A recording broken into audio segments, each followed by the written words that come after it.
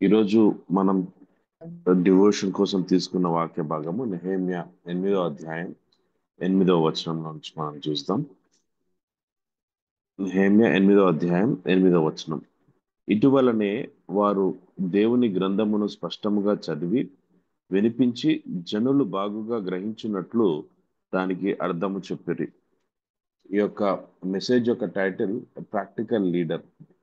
నెహెమ్యా అనే ఈయనను మనం చూసినట్లయితే is literally a practical leader. మనం ఈయన గురించి నెహెమ్యా మొదటి 2 అధ్యాయాలు చదివినట్లయితే ఆయనకి ఎప్పుడైతే యెరూషలేం మీద భారం కలుగుతుందో, యెరూషలేం దేవాలయం చుట్టూ ఉన్న ప్రహారీ గోడలు ఎప్పుడైతే కట్టాలనే భారం ఆయన లోపలికి వచ్చినప్పుడు ఆయన అన్ని ప్రాక్టికల్ గా ఆలోచిస్తాడు. ప్రాక్టికల్ గా ఆలోచించి ఇది ఏ విధంగా చేస్తే బాగుంటది, ఎట్లా స్టెప్స్ తీసుకుంటే బాగుంటది అనే ఆలోచనతోటి ఫస్ట్ ఆయన పోయి రాజు దగ్గర పర్మిషన్ తీసుకోవడం. రెండవది అక్కడ నది అవతల ఉన్న ప్రాంతంలో ఉన్న అధికారులకు రాజు దగ్గర నుంచి ఒక ఆజ్ఞ ఇప్పియడం.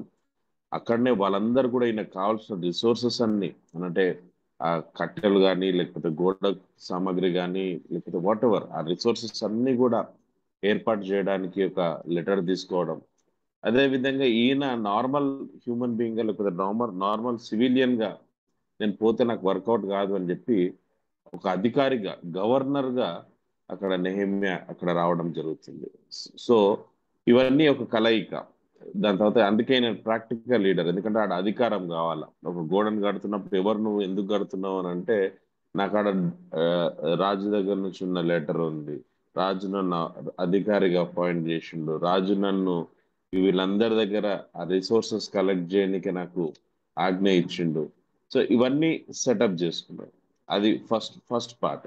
సెకండ్ పార్ట్ లో ఆయన చేసింది ఏంటంటే ఆయన అక్కడ వెళ్ళినప్పుడు రాత్రిపూట ఆయన ఆ, ఆ, ఆ, ఈ దేవాలయం చుట్టూ ఉన్న ప్రాంతం మొత్తం తిరగడం, దాని తర్వాత అక్కడ బాగా ప్రార్థన చేయడం, దాని తర్వాత కొంతమందిని ఆయన మోటివేట్ చేసుకోవడం, దాని తర్వాత వాళ్ళందరూ కలిసి ఎన్ని ఆటంకాలు ఎదురైనప్పటికీ ఒక ఆ, 52 రోజులలో ఆ గోడను మొత్తాన్ని కూడా కట్టేస్తారు. ఇది రెండవ పార్ట్. ఇది థర్డ్ పార్ట్ లోకి వచ్చేసరికి ఇక్కడ ఏమైతుందంటే మందిరం నిర్మాణం జరిగిపోయింది, గోడ ఎవ్రీథింగ్ వాజ్ బిల్ట్ ఇన్. ఇప్పుడు ఆ కాంగ్రిగేషన్ ని మొత్తాన్ని ఇజ్రాయెల్ ప్రజలందరినీ కూడా దేవాలయం దగ్గర తీసుకొచ్చినాక అక్కడ మరి ఎజ్రా, నెహేమియా, దాని తర్వాత కొంతమంది లేవీలు వీళ్ళందరూ కలిసేసి వాళ్ళకు ఆ, ధర్మశాస్త్రం గురించి చెప్పడం అనేది. ధర్మశాస్త్రం గురించి అంటే ఈ రోజులలో మనం చూస్తున్నాం. ఎంత ఆధునిక దినాలలో కూడా మనం చర్చిలలో చూస్తాం కొంతమందిని చదువురాని వాళ్ళు ఇంకా వస్తూ ఉంటారు. ఆ రోజులలో కూడా చదువురాని వాళ్ళు చాలా మంది ఉండే, ధర్మశాస్త్రం చదవలేకపోతారు. కొంతమందే అది చదివే యోగ్యత కలిగిన వాళ్ళు, అంటే చదువు వచ్చిన వాళ్ళు కొంతమందే ఉండడం మనం చూస్తాం. అయితే అక్కడ వీళ్ళందరినీ దగ్గరికి తీసిన తర్వాత అక్కడ మనం చూస్తే ఈ చాప్టర్ మొత్తం చదివి చూస్తే పొద్దున్న నుంచి స్టార్ట్ చేస్తే మధ్యాహ్నం వరకు, అంటే దాదాపుగా ఒక 6-7 అవర్స్ వాళ్ళు స్క్రిప్చర్ రీడింగ్ చేస్తారు. ఆ స్క్రిప్చర్ రీడింగ్ చేయడంలా ఈ యొక్క వచనంలో మనం చూస్తే త్రీ మేజర్ థింగ్స్ అక్కడ మనకు కనిపిస్తా ఉన్నాయి. ఫస్ట్ వన్ ఏంది అంటే వాళ్ళు స్పష్టముగా చదువుతా ఉన్నారు. ఆ ధర్మశాస్త్రంలో ఉన్న విషయాలను స్పష్టముగా చదవడం. రెండవది చదివి వినిపించడం. అంటే ఆ జనం చాలా మంది ఉండే ఆ రోజులలో, ఇట్లా మైక్రోఫోన్ అదంతా లేదు. సో అప్పుడు ఏమైపోతుందంటే ఎవరైతే చదువుతా ఉన్నారో ఆయనకు ఒక బేస్, అంటే ఒక టేబుల్ లాంటిది వేసేసి ఒక బేస్ ఒకటి క్రియేట్ చేసి ఆయన ఎత్తైన స్థలంలో నిలబడి స్పష్టత ఉండాలి వాయిస్ లో. సో స్పష్టంగా చదవడం, స్పష్టంగా. రెండవది లౌడ్ గా, అంటే ప్రతి ఒక్కరికి వినిపించేంత విధంగా చాలా దూరం వరకు వాయిస్ పోయేటట్టుగా వాళ్ళు చదివి వినిపించడం ఒకటి. దాని తర్వాత రెండో విషయం వస్తే జనులు బాగుగా గ్రహించినట్లు దానికి అర్థము చెప్పిరి. అంటే దీని దీన్ని మనం అర్థం చేసుకోవడం ఏంటంటే వాళ్ళు టూ టైప్స్. ఒకవేళ దీన్ని ఇంటర్నల్ గా పోయి చూస్తే ఆ, రెండు మీనింగ్స్ వస్తుంది. ఒక మీనింగ్ వచ్చేసి ఏంటంటే అప్పుడు అక్కడ వచ్చిన జనమంతా కూడా ఆ, నెహెమ్యా దగ్గర ఉన్న నెహెమ్యా వాళ్ళు, అంటే ఎజ్రా నెహెమ్యా వీళ్ళు ఎప్పుడైతే చదువుతా ఉన్నారో అక్కడ ఉన్న జనమంతా కూడా మిక్స్డ్ కల్చర్. అంటే చాల్డియన్స్, సమేరియా నుంచి మెసోపోటేమియా ప్రాంతం నుంచి బబులోన్ ప్రాంతం నుంచి వచ్చిన వారు కొంతమంది ఉన్నారు. ఐగుప్తు ప్రాంతం నుంచి, దాని తర్వాత ఇస్రాయేల్‌లో లోకల్‌గా ఉన్న వాళ్ళు. సో, వీళ్ళ భాషలన్నీ కూడా డిఫరెంట్ ఉంటుండే. కాకపోతే వాడుక భాష అరామిక్ భాషలో ఉంటుండే. సో, ఇది చదివేదేమో హీబ్రూలా. చాలా మందికి హీబ్రూ రాకపోయేది. అరామిక్ భాష వచ్చేది. సో, అక్కడున్న ఈ లేవీయులు వీళ్ళందరూ కూడా వాళ్ళు ట్రాన్స్‌లేట్ జేసేదన్నమాట. ఈ చదువుతున్న వాక్య భాగాన్ని మొత్తాన్ని కూడా ట్రాన్స్‌లేట్ జేసేది. ఇప్పుడు మన దగ్గర ఎప్పుడైతే ఫారినర్స్ ఎవరైనా స్పీకర్స్‌గా వచ్చినప్పుడు వాళ్ళు ఇంగ్లీష్‌లో చెప్తా ఉంటే మనకు ట్రాన్స్‌లేట్ జేస్తా ఉంటారు మనకు. తెలుగులో గాని, హిందీలో గాని. అట్లనే ఆ రోజులలో ఈ లేవీయులు చేసిన పని దానికంటే 7వ వచనంలో చూస్తే మనకక్కడ అర్థమవుతది. చివరి భాగంలో చూస్తే లేవీయులను ధర్మశాస్త్రం యొక్క తాత్పర్యమును తెలియజెప్పిరి అని అంటారు. అనంటే ఎప్పుడైతే వీళ్ళు ఎజ్రా వాళ్ళు చదువుతా ఉన్నారో వీళ్ళందరూ లేవీయులు ఇంకొంతమంది అక్కడ ఉన్న వాళ్ళందరూ కూడా దాని తాత్పర్యం చెప్పడం ఒకటి. రెండవది ఏం చేస్తా రెండవ అర్థం దీనికి ఏమొస్తా ఉంటుందనంటే ప్రాక్టికల్ అప్లికేషన్‌ని అంటే దేవుని యొక్క వాక్యాన్ని వారి వారి జీవితాలలో ఏ విధంగా దాన్ని ఉపయోగించాలి అనే ఒక ప్రాక్టికల్ అప్లికేషన్‌ని వాళ్ళు అక్కడున్న జన సమూహానికి మొత్తానికి కూడా ఎక్స్‌ప్లెయిన్ చేస్తా ఉన్నారు. ఇప్పుడు దేవుని మీద విశ్వాసం పెట్టాలా.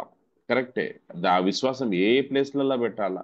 ఎటువంటి టైంలో పెట్టాలా? నీకొచ్చే పరీక్షలు ఎట్లా ఉంటాయి? ఆ పరీక్షలను ఎదుర్కోవడం ఎట్లా? అటువంటి టెంప్టేషన్స్ వచ్చినప్పుడు నువ్వు దాన్ని జయించడం ఎట్లా? దాని నుంచి ప్రేయర్ లైఫ్ ఎట్లా ఉండాలి? నీ బైబిల్ రీడింగ్ లైఫ్ ఎట్లా ఉండాలి? దేవుని పట్ల నీ యొక్క శ్రద్ధ ఎట్లా ఉండాలా? సో, ఇవన్నీ కూడా ప్రాక్టికల్ అప్లికేషన్స్ కూడా వాళ్ళకు చెప్పడం మనం చూస్తా ఉన్నాం. సో, ఈ ఈ యొక్క మొత్తంలో మనం చూస్తే ఒకటి చదివి వినిపించడం ఒక భాగము. రెండవ భాగం చూస్తే దాని తాత్పర్యం గాని, దాన్ని ట్రాన్స్‌లేట్ జేసి లైఫ్‌లో అప్లై చేసుకునే విధంగా వాళ్ళక్కడ చెప్తా ఉన్నారు. అయితే ఈ యొక్క ఎప్పుడైతే దేవుని వాక్యాన్ని చదువుతా ఉన్నారో, మనుషులలో అనేకమైన విషయాలు జరుగుతా ఉంటాయి.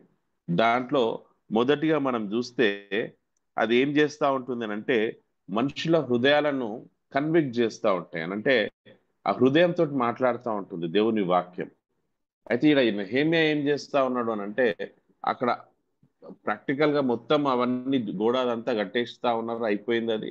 సెకండ్ లెవెల్‌లో వాళ్ళొచ్చినప్పుడు ఏందనంటే, ఇప్పుడు జనుల మధ్యల ఆ యొక్క పరివర్తనను తీసుకొని రావాలి అనంటే, ఆ పరివర్తనను ఏ స్టాండర్డ్ మీదకి తీసుకొని రావాలా? నెహెమియా ఆలోచించినట్లు గాని, ఎజ్రా ఆలోచించినట్లు గాని, అట్లా గాదు. కానీ దేవుని ధర్మశాస్త్రమందు వాళ్ళందరూ గూడా ఇంక్లైన్ గావాలా. వాళ్ళందరూ గూడా లింక్ గావాలా దానికి.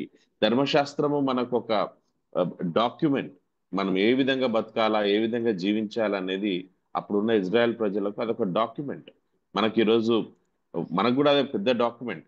దాని తర్వాత ఈ దేశంలో మనం బ్రతుకుతున్నప్పుడు కాన్స్టిట్యూషన్ ప్రకారంగా మనం బ్రతకాల. సో అదే విధంగా వీళ్ళకు మోషే ధర్మశాస్త్రము that's the best thing that they have. అంటే వాళ్ళకు అది తప్ప ఇంకా వేరే దారి లేదు. సో వీళ్ళు ఏం చేస్తా ఉన్నారంటే ఆ ధర్మశాస్త్రం చదివిపిస్తే ప్రజలందరూ కూడా దీన్ని విన్నప్పుడు వాళ్ళు దేవుని పక్షాన నిలబడతారు అనే ఆలోచనతోటి వాళ్ళు ఇది చదివి వినిపిస్తా ఉన్నారు. ఈ చదివి వినిపించినప్పుడు ప్రజలలో ఆ కన్విక్షన్ వస్తది. ఆ పరివర్తన వస్తది. ఆ ట్రాన్స్‌ఫర్మేషన్ వస్తది. వచ్చినప్పుడు వాళ్ళు దేవుని పక్షాన, దేవుని సన్నిధిలో వాళ్ళు పాపాలు ఒప్పుకొని దేవుని పక్షాన నిలబడతారనే విషయం జరుగుతది. మొదటిగా ఎప్పుడైతే బైబిల్ రీడింగ్ మనం చేస్తా ఉన్నామో, మన నిజ జీవితాలలో కూడా మనం తీసుకుంటే Bible reading is always God talking to us. దేవుడు మనతోటి మాట్లాడుతున్నాం అన్నట్లు. మనం ఎట్లా మాట్లాడాలి దేవుడితోటి అంటే ఇట్స్ ప్రేయర్.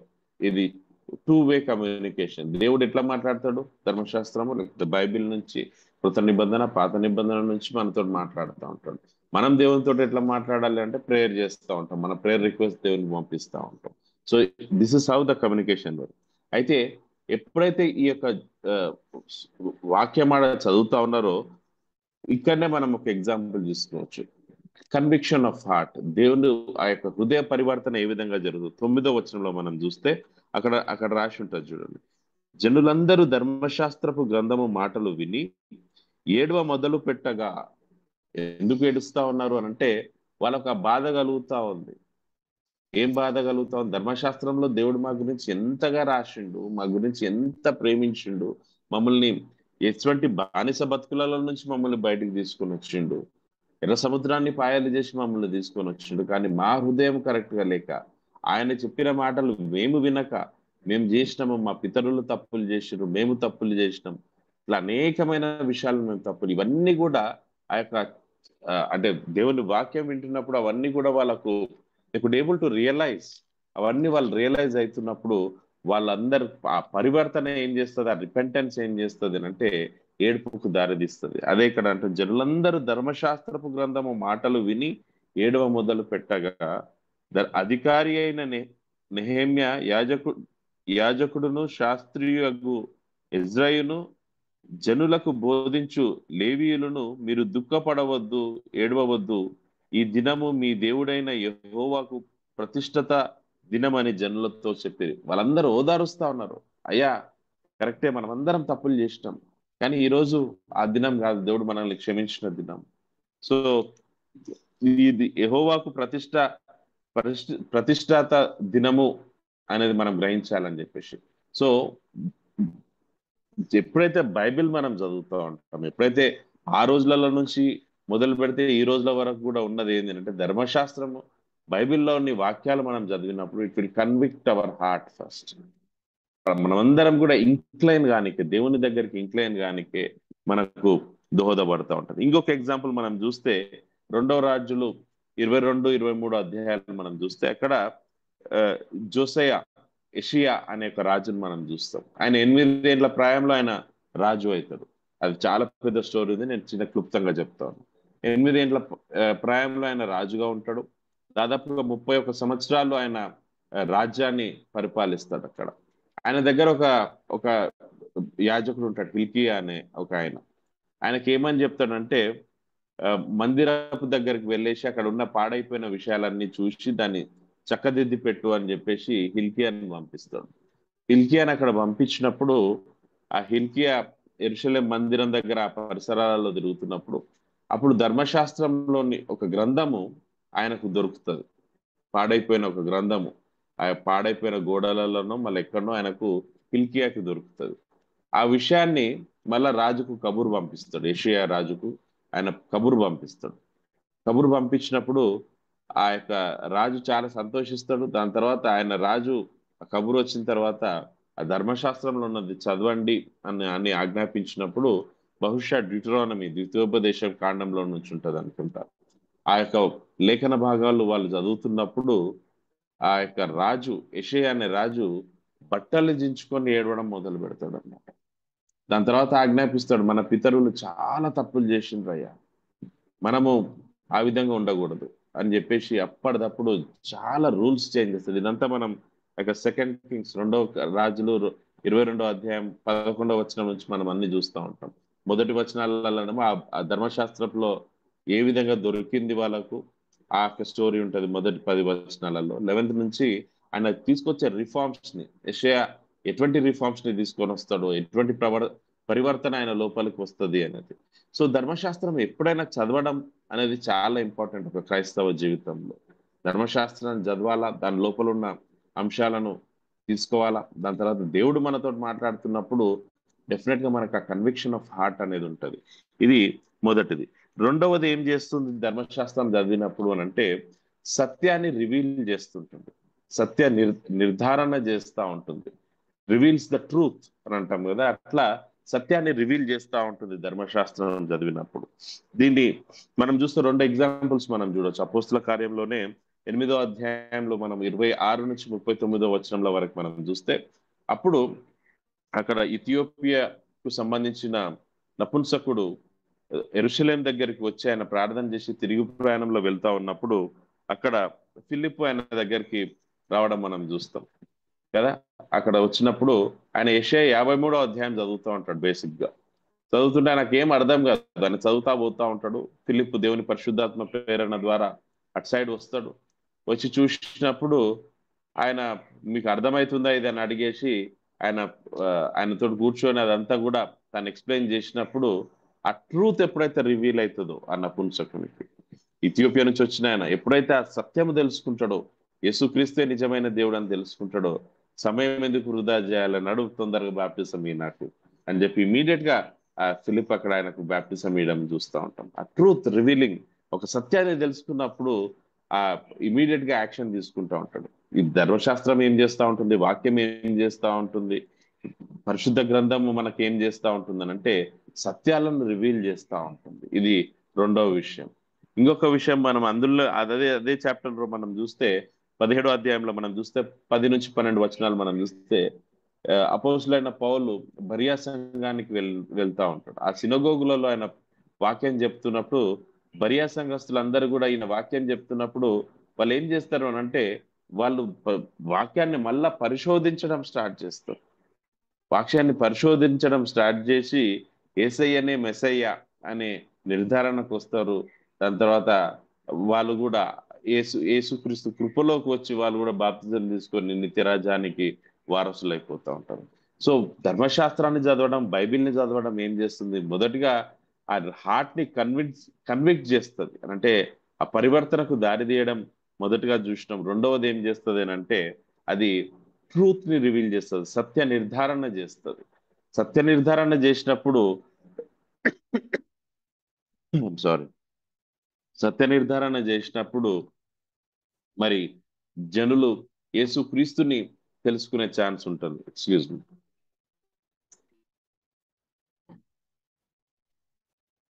మూడవది మనం చూస్తే ధర్మశాస్త్రం చదివినప్పుడు మానవుని యొక్క బిహేవియర్ అంటే స్వభావములలో పరివర్తన రావడం అనేది మనం చూస్తూ ఉంటాం. ఆ యోనా 3వ అధ్యాయంలో మనం చూస్తే యోనా కథ అంతా కూడా మనకు తెలుసు. అక్కడ యోనా వెళ్ళి చెప్పినప్పుడు నినేవే ప్రాంతంలో ఆయన వాక్యాన్ని చెప్తాడు. నినేవే ప్రాంతము అప్పుడున్న సిరియా సామ్రాజ్యం, ఇప్పుడున్న సిరియా సామ్రాజ్యం, అప్పుడు అసిరియా అనేది దాన్ని. వాళ్ళ దగ్గర ఎంత భయంకరంగా పనిష్మెంట్స్ ఉంటాయి అని అంటే ఎవరన్నా నువ్వు ఆ సిరియా దేశస్తులను చాలా రోషం కలిగిన వాళ్ళు ఎవరైనా ఆ దేశస్తులను కానీ ఆ రాజులను కానీ ఎవరైనా నిందించినట్లు కానీ మాట్లాడినట్లు కానీ తెలిసినప్పుడు వాళ్ళు బ్రతుకుండగానే వాళ్ళ చర్మాన్ని ఒలిచి పడేస్తారనమాట. ఈ చర్మాన్ని ఇట్లా పీకేస్తా ఉంటారు. అటువంటి శిక్షలు, భయంకరమైన శిక్షలు. దాని తర్వాత ఇప్పుడు మనం చూస్తున్న శిల్వ మరణానికి మొట్టమొదటిగా అసిరియా సామ్రాజ్యం నుంచే ఆ శిల్వ మరణానికి నాంది పడ్డదనమాట. అంటే ఆ శిక్ష, క్రూసిఫిక్షన్ అనే ఒక ఐడియా ఎవరికి వచ్చింది అని అంటే అసిరియా సామ్రాజ్యంలోనే షెల్మనెజర్ అనే ఒక రాజుతోటి అది మొదలవుతుంది అనమాట. అప్పట్లో ఆ, అంటే ఏ- ఇట్లా క్రాస్ అనేది లేకుండే గానీ ఒక పెద్ద పోల్ లాంటిది తీసుకొచ్చి కడుపులో గుచ్చేసి ఆ పోల్ ని ఇట్లా ఉల్టా చేసి ఆ భూమిలో నాటిపడేయడం, ఆ రక్తం స్లోగా ఒక ఒక డ్రాప్ బై డ్రాప్ రక్తం పోకుంటూ పోకుంటూ ఆయన అరిచి అరిచి అరిచి చచ్చిపోవాల. అటువంటి శిక్షను ఫస్ట్ టైం మానవుని హృదయంలోకి వచ్చింది, ఆలోచన చేసింది ఎవరు అని అంటే అసిరియన్స్. భయంకరస్తులు అనమాట. వాళ్ళ చరిత్ర చదివితే భయంకరమైన మరణ శిక్షలు విధించే సామ్రాజ్యం అది. అటువంటి సామ్రాజ్యంలో వెళ్ళి యోన నువ్వు వెళ్ళి చెప్పు, వాళ్ళు తప్పు చేస్తా ఉన్నారు, వాళ్ళందరూ కూడా ఆ, ఆ, భయంకరమైన తప్పు చేస్తా ఉన్నారు, దేవుని ఉగ్రత వాళ్ళ మీదకి వస్తుందని చెప్పే వాక్యాన్ని నువ్వు చెప్పు అని అంటే ఏ మానవునికైనా చాలా కష్టం. ఈరోజు మనకున్న ప్రెమిసెస్లలోనే మనం వాక్యం చెప్పుకోవాలంటే కూడా చాలా భయపడే దినాలలో ఉన్నాం. మనకున్న ఆ, ఇల్లు, మనకున్న చర్చ్లలోనే బహిరంగంగా వాక్యం చెప్పుకోవాలంటే భయపడే దినాలలో ఉన్నాం. ఆలోచించి చూడండి, ఒక ఇతర రాజ్యం నినేవే ప్రాంతం, అసిరియా సామ్రాజ్యం అంటే ఇజ్రాయెల్ కూడా కాదు అది. ధర్మశాస్త్రం అంటే వాళ్ళకి తెలియదు. ఒక శత్రు దేశం నుంచి వచ్చిన ఆయన వచ్చి మీరు తప్పు చేస్తా ఉన్నారు, దేవుడైన యెహోవా ఉగ్రత మీ మీదకి వస్తుంది అని చెప్పే వాక్యం చెప్పాలి అని అంటే చాలా భయం అవుతుంది. యోనా అందుకనే తప్పించుకొని తార్షిష్కి వెళ్ళిపోనిక ట్రై చేస్తాడు.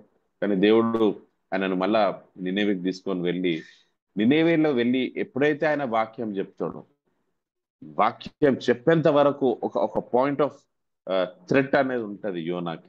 కానీ ఎప్పుడైతే వాక్యం రివీల్ అవుతుందో ఆ యొక్క హృదయాలన్నీ కూడా పరివర్తన చెందడం మనం చూస్తాం. ఎక్కడి వరకు హృదయ పరివర్తన జరిగిందా అంటే నినేవే సామ్రాజ్యపు రాజు దగ్గర నుంచి మొదలు పెడితే ఒక కామన్ మ్యాన్, అందరికంటే చిన్నవాడైన వారి వరకు కూడా ప్రతి ఒక్కరు మోకాలు నుండి ప్రార్థన చేస్తారు, దేవా మమ్మల్ని క్షమించు అని. దేవుడు క్షమిస్తాడు నినేవే పట్టణాన్ని. అన్యులైనప్పటికీ దేవుడు క్షమిస్తాడు. దేవుని దగ్గర మానవులందరూ ఒకటే. సో ఈ సత్యమైన వాక్యము అంటే ధర్మశాస్త్రము వారి ముందల చదవడం, ధర్మశాస్త్రము వారికి తెలియజేయడంతో ఏమైపోతుందంటే హృదయ పరివర్తన, బిహేవియర్స్ కూడా చేంజ్ అవుతుంది అనేది మనకు ఈ వాక్యం ద్వారా అర్థమవుతా ఉంది. దాని తర్వాత మనం చూస్తే కొరింథీయులకు రాసిన పత్రిక 4వ అధ్యాయం 16వ వచనంలో మనం చూస్తే ఏమవుతుందంటే, ఎప్పుడైతే దేవుని వాక్యం మనం చదువుతా ఉంటామో, ఎప్పుడైతే దేవుని వాక్యం మనము సంబోధిస్తూ ఉంటామో, రెబెలియన్ అనేది ఇట్ స్పార్క్స్ రివైవల్ అనేది కూడా మనం చూస్తూ ఉంటాం. కొన్ని సందర్భాలలో రెబెల్ కూడా అవుతా ఉంటారు, కొన్ని సందర్భాలలో రివైవల్ కూడా అవుతా ఉంటారు. సో ధర్మశాస్త్రము వాక్యం చదవడంతో 4 విషయాలు. ఒకటి, కన్విక్ట్ అవుతా ఉంటాము. కన్విక్ట్ అని అంటే మన పాపంలో నెరిగి దుఃఖపడుతూ ఉంటాం, ఏడుస్తూ ఉంటాం దేవుని సన్నిధిలో. రెండవది మనం చూస్తే అక్కడ సత్య నిర్ధారణ జరుగుతూ ఉంటుంది. మూడవది చూస్తే హృదయ పరివర్తన, అంటే బిహేవియరల్ చేంజెస్ మనం ఎక్స్పెక్ట్ చేయని ప్లేస్లలో నుంచి జరుగుతూ ఉంటాయి. నాలుగవది చూస్తే రివైవల్ కానీ రెబిలియన్ కానీ రెండు జరుగుతూ ఉంటాయి. సో ఈ విషయాలను మొత్తాన్ని కూడా ఈ నెహెమ్యా ఏం చేస్తా ఉన్నాడంటే, ఇశ్రాయేలీయులందరినీ కూడా ఆ యొక్క డెడికేషన్ ఫంక్షన్ లోకి వచ్చినప్పుడు ఈ యొక్క దేవుని వాక్యాన్ని ఎప్పుడైతే చదువుతా ఉన్నాడో ఇవన్నీ కూడా వాళ్ళ లోపల జరుగుతా ఉన్నాయి. సో మనం కూడా దేవుని వాక్యాన్ని ఎందుకు చదవాలి అని అంటే, ఇవన్నీ మనల్ని చేంజ్ చేస్తూ ఉంటాయి, బెటర్ టుమారో కోసం చేస్తూ ఉంటాయి, ఒక బెటర్ పర్సన్ గా చేస్తూ ఉంటాయి. అల్టిమేట్ గా మనమందరం కూడా చెందాల్సింది ఏంది అని అంటే, యేసుక్రీస్తు ఇమేజ్ లోకి మనం వెళ్ళాలా, ఆయన స్వరూపంలోకి మనం వెళ్తా ఉండాలి ప్రతిదినం. అందుకే it's a battle field for Christians. విశ్వాసులకు ప్రతి దినం కూడా ఒక బ్యాటిల్ ఫీల్డ్. పొద్దున్న లేచడం అంటే నేర్చుకోవడానికి ఏదో ఒకటి ఉంటుంది. హృదయ పరివర్తన, పాపాలు ఒప్పుకోవడము, ఏడవడము, ఈ దేవుని సన్నిధిలో మొరపెట్టుకోవడము, దాని తర్వాత చాలా విషయాలు జరుగుతూ ఉంటాయి. నిన్నట్లాగా ఈ రోజు మనం ఉండకూడదు, చేంజెస్ కనిపించాలి మన లోపల. అందుకని ఫర్ బెటర్ టుమారో కోసం ఒక ప్రాక్టికల్ లీడర్ చేస్తున్నది, నెహెమియా చేస్తున్నది ఏంటంటే, అందరి ముందల ధర్మశాస్త్రం చదవడం అనేది. ఇది మన హృదయ మన మన పర్సనల్ లైఫ్ లో మనం ఏ విధంగా చేసుకోవాలంటే, ప్రతి దినం కూడా మన వాక్యం చదువుకోవడం అనేది ఒక భాగంగా చేసుకోవాలా. రెండవది మన ఫ్యామిలీలో చేయాలా. మూడవది మన చర్చ్ లో చేయాలా. దాని తర్వాత మన కమ్యూనిటీలో తీసుకొని పోవాలా. సో ఇండివిజువల్ టు కమ్యూనిటీ వరకు వాక్యం చదవడంతో ఇవన్నీ చేంజెస్ జరుగుతాయి. కాబట్టి it's always better you keep reading the word of God. అదే నెహెమ్యా చేస్తున్నాడు. చదువు రాని రోజులలో ఎక్కువ మంది నిరక్షరాస్యతతోటి ఉన్న దినాలలోనే నెహెమ్యా లాంటి దైవజనుడు మరి చదివి వినిపించడం అనేది చేసినప్పుడు హృదయ పరివర్తన అక్కడనే జరుగుతూ ఉంది. అంటే ఈరోజు మనందరికీ బహుశా దేవుడు ఎంతో జ్ఞానం ఇచ్చిండు, ఎన్నో డిగ్రీస్ ఇచ్చిండు, ఎంతో చదువుతా ఉన్నాం. చదువు ప్రతి ఒక్కటి మనకు తెలుసు, కానీ మనం నిర్లక్ష్యం వహిస్తా ఉన్నాం. ఇది నిర్లక్ష్యం వహించకుండా మనమందరం కూడా దేవుని వాక్యాన్ని చదవడం అనేది ఒక భాగంగా పెట్టుకోవాలి. ఐ కుడ్ సెన్స్ చాలా ఇంట్లల్లో ఫ్యామిలీ ప్రేయర్స్ కూడా మిస్ అయిపోతా ఉన్నాయి. There is no family prayer. చాలా, I'm sorry to say this, కానీ చాలా ఇంట్లలో ఫ్యామిలీ ప్రేయర్స్ మిస్ అవుతా ఉన్నాయి. చదువుతలేం బైబిల్ మనము, అందరం కలిసి కూడుకొని చదువుతలేము, అది మన పిల్లలకి ఎక్స్ప్లెయిన్ చేస్తలేము. ఇది ప్రాక్టికల్ గా ఏ విధంగా మన లైఫ్ లో ఇంప్లిమెంట్ చేసుకోవాలనే విషయాలను మనం చెప్తలేము. సో ఎప్పుడైతే మనం ఇవన్నీ చెప్తామో ఆ రిపెంటెన్స్ స్టార్ట్ అవుతుంది, ట్రూత్ రివీల్ అవుతా ఉంటది. స్థిరంగా విశ్వాసంలో ఉండడానికి మన నెక్స్ట్ జనరేషన్ కి ఒక గొప్ప అవకాశం ఇచ్చిన వాళ్ళలాగా ఉంటాం. దేవుడి యొక్క కొద్ది మాటలు దీవించిన గాక. ఒక ప్రాక్టికల్ లీడర్ నెహెమియా ఏదైతే చేసిండో, మనం కూడా ఆ దేవుని వాక్యం చదవడం ద్వారా ఇవన్నీ కూడా మన జీవితాలలో కూడా నెరవేరుతాయని గ్రహించి, మన ఇండివిజువల్ లైఫ్లలో, ఫ్యామిలీ లైఫ్లలో, మన కుటుంబ జీవితాలలో వాక్యం చదవడం అనేది ఇంపార్టెంట్ ఆస్పెక్ట్ గా మనం తీసుకున్నట్లయితే దేవుడు మనల్ని అత్యధికంగా ఆశీర్వదిస్తాడని నమ్ముతూ, ఇచ్చిన అవకాశాన్ని బట్టి దేవునికి, మీ అందరికి కూడా దేవుని నామమున వందనాలు తెలియజేస్తాను. Thank you.